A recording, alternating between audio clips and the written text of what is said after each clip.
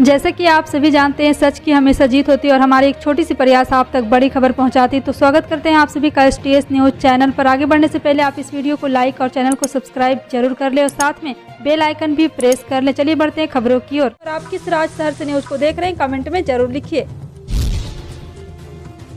उत्तर प्रदेश की विधानसभा के चुनाव संपन्न हो गए हैं। नतीजों में भाजपा ने शानदार जीत हासिल करते हुए अपने गठबंधन सहयोगियों के साथ 273 सीटें जीती है। वहीं समाजवादी पार्टी अपने गठबंधन सहयोगियों के साथ 125 सीटों पर सिमट गई। हालांकि समाजवादी पार्टी प्रमुख और पूर्व मुख्यमंत्री अखिलेश यादव करहल से जीतने में कामयाब हुए। वहीं रामपुर से आजम खान ने जीत हासिल की। सूत्रों के मुताबिक अखिलेश यादव करहल विधानसभा सीट से इस्तीफा दे देंगे। इसके साथ ही खबर यह भी है कि आजम खान भी रामपुर विधानसभा सीट से इस्तीफा दे देंगे। इसका मतलब साफ है कि दोनों सीटों पर आने वाले दिनों में उपचुनाव जरूर होना है। मुख्यमंत्री पुष्कर सिंह धामी ने राजभवन पहुंचकर राज्यपाल को इस्तीफा सौंप दिया। अब उत्तराखंड में बहुमत हासिल करने के बाद सबकी निगाहें नई सरकार के गठन पर लग गई है। लेकिन भाजपा के हलकों में यह चर्चा है कि नई सरकार के गठन में कुछ देरी हो सकती है। इसका कारण है कि होलास्ट माना जा रहा है। दरअसल 10 मार्च से लोकास्ट और लगा है अगले 8 दिन तक होली तक रहेगा। और पार्टी के 2 वरिष्ठ नेताओं ने भी ऐसे आसार जताए हैं कि होलास्ट के कारण सरकार के गठन में देरी हो सकती है। जम्मू कश्मीर में भाजपा अपने संगठन विस्तार से लगी हुई और समाज के विभिन्न तबकों के लोग पार्टी में शामिल होकर उसे मजबूती भी प्रदान कर रहे हैं। केंद्र शासित प्रदेश जम्मू कश्मीर में परिसीमन आयोग अपनी रिपोर्ट दे चुकी है और ऐसे में देखना होगा कि इसको पूर्ण बहुमत से कैसे लागू कब और कहां विधानसभा चुनाव कराए जाते हैं। जहां तक चुनावी तैयारी की बात है तो भाजपा उसमें कोई कमी नहीं छोड़ना चाहती। इसलिए केंद्रीय मंत्रियों के भी प्रदेश में लगातार दौरे हो रहे हैं। मणिपुर में हाल में हुए विधानसभा चुनाव में 6 सीटें जीतने वाले जनता दल ने शनिवार को सरकार गठन के लिए भाजपा को अपना समर्थन दिया। हालांकि चुनाव में भाजपा ने बहुमत के लिए जरूरी सीट हासिल की है और वह सरकार गठन की तैयारी में जुटी है। जदयू ने एक बयान में कहा कि मणिपुर की जनता के हित में जद ने सरकार के गठन के लिए भाजपा को समर्थन देने का फैसला किया है। बयान में कहा गया है कि जदयू भाजपा से पार्टी को मिले जनादेश का सम्मान करने और लोगों की आशाओं व आकांक्षाओं को पूरा करने की अपील करती है। कांग्रेस पार्टी 5 राज्यों में आए विधानसभा चुनाव के नतीजों को लेकर चिंतित है। चुनाव के नतीजों पर मंथन करने के लिए कांग्रेस वर्किंग कमेटी की शाम 4 बजे बैठक होनी है। आज यहां पे 10 मार्च को जिस दिन चुनाव के नतीजे आए थे उस दिन पार्टी के प्रवक्ता रणदीप सिंह सुरजेवाला ने प्रेस वार्ता में कहा था, 5 राज्यों के नतीजे कांग्रेस पार्टी की उम्मीदों के विपरीत आए हैं। हम मानते हैं कि हम लोगों का आशीर्वाद पाने में नाकाम रहे, लेकिन सोनिया गांधी ने परिणामों का आत्मनिरीक्षण करने के लिए जल्द ही कांग्रेस कार्य समिति की बैठक बुलाने का फैसला किया है। कांग्रेस के वरिष्ठ नेता अधीर रंजन ने पश्चिम बंगाल के मुख्यमंत्री और तृणमूल कांग्रेस प्रमुख ममता बनर्जी पर निशाना साधा है। ममता बनर्जी ने 5 राज्यों में आए चुनाव परिणाम के नतीजों को लेकर सीएम ममता बनर्जी ने कहा था कि भाजपा से लड़ने के लिए सभी पार्टियों को एक ही हो जाना चाहिए। कांग्रेस ने विश्वसनीयता खो दी है, हम उस पर निर्भर नहीं कर सकते। इसके जवाब में शनिवार को कांग्रेस के सीनियर नेता अधीर रंजन ने कहा, पागल आदमी को जवाब देना ठीक नहीं। उन्होंने कहा कि पूरे भारत में कांग्रेस के 700 विधायक हैं, दीदी के पास है। कांग्रेस के पास विपक्ष के कुल वोट शेयर का 20% है, क्या उसके पास है? वह बीजेपी को खुश करने और उसके एजेंट के रूप में काम करने के लिए ऐसा कह रही है। प्रासंगिक बने रहने के लिए वह इस तरह की बातें कहती है। राजनीतिक पार्टियों का एक दूसरे पर आरोपों की बयानबाजी जारी हो चुकी है, जिसमें कांग्रेस ने औपचारिक तौर पर कहा है कि भाजपा राज्य में विधानसभा चुनाव जीतने के बाद अपनी क्रूर उग्रवादी नीति के षड्यंत्र से अपनी मनमानी पर उतर आई है, जिसके सरकार की जनता के हित में ना होकर बल्कि गलत फैसले ले रही है। कांग्रेस ने कहा कि भारतीय जनता पार्टी की सरकार विधानसभा में चुनाव जीतने के बाद मनमानी पर उतर आई है, वह उल्टे सीधे फैसले ले रही है। कांग्रेस प्रमुख संचार विभाग के प्रमुख रणदीप सिंह सुरजेवाला ने कुछ अखबारों में छपी खबरों का हवाला देते हुए कहा कि भाजपा ने विधानसभा के चुनाव जीतने के बाद पीएफ पर ब्याज में कटौती कर दी और ब्याज दर 10 वर्ष के निचले स्तर पर पहुंचा दी है। पंजाब में मुख्यमंत्री पद की शपथ लेने से पहले ही आम आदमी पार्टी नेता भगवंत मान ने बड़े फैसले लेने शुरू कर दिए हैं। मान के निर्देश पर राज्य सरकार ने कई वीआईपी और बड़े नेताओं की सरकारी सुरक्षा पर कैंची जला दी है। इस एक्शन से इशारा साफ है कि आने वाले दिनों में सूबे के कई अहम बदलाव देखने को मिल सकते हैं। शनिवार को पंजाब में पूर्व विधायकों, पूर्व मंत्रियों और कई वीवीआईपी की सिक्योरिटी वापस लेने के ऑर्डर जारी किए गए। सिर्फ बादल परिवार, जिन्हें केंद्रीय गृह मंत्रालय के निर्देश पर सुरक्षा मिली हुई है, के अलावा कैप्टन अमरिंदर सिंह, रणजीत सिंह चन्नी जैसे पूर्व मुख्यमंत्रियों को छोड़कर अन्य तमाम कांग्रेस और अकाली दल के बड़े नेताओं की सुरक्षा में कटौती कर दी गई है।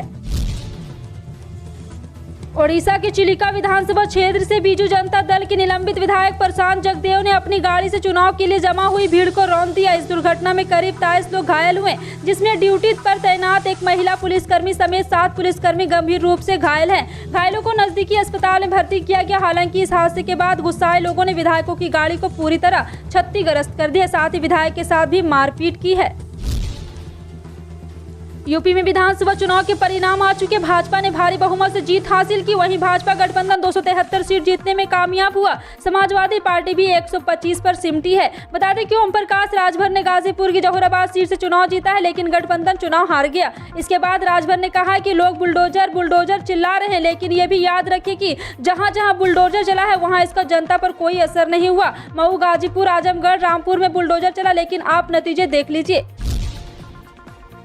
विधानसभा चुनाव नतीजों के बाद प्रमोद सावंत ने गोवा के मुख्यमंत्री पद से इस्तीफा दे दिया। प्रमोद सावंत ने राजभवन पहुंचकर राज्यपाल पीएस पिल्लई से मुलाकात की और अपना इस्तीफा सौंप दिया। इसके साथ ही नई सरकार के गठन का मार्ग प्रशस्त हो गया है। भारतीय जनता पार्टी के सूत्रों की माने तो प्रमोद सावंत ही गोवा के नए मुख्यमंत्री होंगे। बीजेपी के सूत्रों का दावा है कि देवेंद्र फडणवीस ने प्रमोद सावंत के नाम पर मुहर लगा दी है। ये गोवा की बीजेपी यूनिट को भी बता दिया गया है। सूत्रों का यह भी कहना है कि आज रात केंद्रीय ऑब्जर्वर पीयूष गोयल गोवा पहुंच सकते हैं। हालांकि सूत्रों ने यह भी कहा है कि केंद्रीय ऑब्जर्वर का नाम अभी तय नहीं हुआ है, लेकिन माना जा रहा है कि केंद्रीय मंत्री पीयूष गोयल को ही केंद्रीय ऑब्जर्वर बनाकर गोवा भेजा जा सकता है।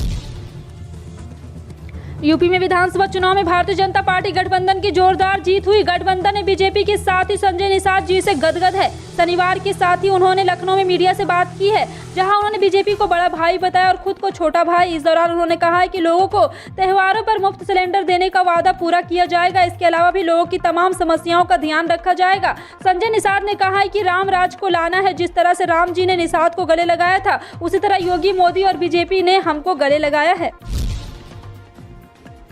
मणिपुर में विधानसभा चुनाव संपन्न हो गया। मणिपुर के बिहार के मुख्यमंत्री नीतीश कुमार की पार्टी जेडीयू ने 6 सीटों पर जीत हासिल की है। वहीं बीजेपी ने 32 सीटों पर जीत हासिल की है। ऐसे में जेडीयू ने मणिपुर में बीजेपी को अपना समर्थन देने का फैसला लिया। पार्टी की ओर से शनिवार को इस बाबत ऐलान भी कर दिया गया है। दरअसल बिहार विधानसभा चुनाव के कुछ महीनों बाद ही अरुणाचल में जेडीयू के 7 विधायकों में से 6 विधायक ने बीजेपी ने तोड़ लिया था। ऐसे में मणिपुर में जेडीयू पहले ही अलर्ट हो गई और बीजेपी को समर्थन देने का ऐलान कर दिया है, ताकि उनके विधायक सत्ता में बने रहे, साथ ही बीजेपी उनके तोड़े नहीं। बिहार के पूर्व सीएम लालू प्रसाद यादव को होली इस बार जेल में ही बीतेगी। लालू प्रसाद यादव चारा घोटाले में सजा याफ्ता है। बिहार के पूर्व सीएम राजद सुप्रीमो की होली बहुत फेमस रही। जानकारों के मुताबिक उनके मनाए जाने वाले त्योहार मकर संक्रांति, छठ, होली खास माना जाता है। लेकिन आपको बता दें कि इस बार लालू प्रसाद यादव एक बार फिर होली का आयोजन नहीं कर पाएंगे। इसके बीच जेल और जमानत के लिए पड़ने वाली सुनवाई की डेट आ रही है।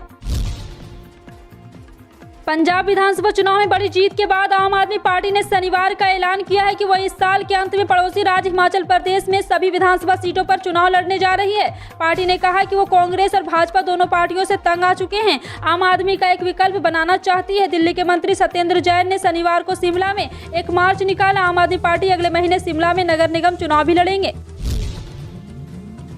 5 राज्यों की विधानसभा चुनाव के नतीजों के बाद भी पेट्रोल डीजल के भाव में कोई बदलाव नहीं आया है। भारतीय तेल कंपनियों ने 12 मार्च को लिए पेट्रोल और डीजल की कीमतें स्थिर रखी है। अंतर्राष्ट्रीय बाजार में कच्चे तेल की कीमत में उतार चढ़ाव के बाद भी राष्ट्रीय बाजार में वाहन पेट्रोल और डीजल के दाम नवंबर 2021 से स्थिर है। कयास लगाए जा रहे थे कि विधानसभा चुनाव के बाद ही पेट्रोल और डीजल महंगा हो सकता है। मौसम में बदलाव का चक्र तेजी से घूम रहा है। अभी इस क्रम के जारी रहने की संकेत मिल रहे हैं, खासकर तापमान के बढ़ने का ट्रेंड। इसको देखकर मौसम के वैज्ञानिकों ने भीषण गर्मी का अनुमान लगाया है। उनका मानना है कि यदि इसी रूप में तापमान बढ़ता चला गया तो जल्द ही 35 डिग्री के बेंचमार्क को यह पार लगाकर रहेगी। हवा की दिशा में भी कोई खास बदलाव के संकेत नहीं है। इस स्थिति में स्वास्थ्य को लेकर एक बार फिर से सतर्क हो जाने की आवश्यकता है। खान पान से लेकर रहन सहन तक सावधानी जरूरी है। इसमें लापरवाही होने से बीमार होने की आशंका बनी रहती है। फिलहाल आपका इन सभी खबरों पर क्या कहना है, कमेंट सेक्शन में टाइप करके जरूर बताएं। पल पल की अपडेट जानने के लिए जुड़े रहें आप अपने NTS न्यूज चैनल से। मिलते हैं अगली बड़ी खबर में, तब तक के लिए जय हिंद।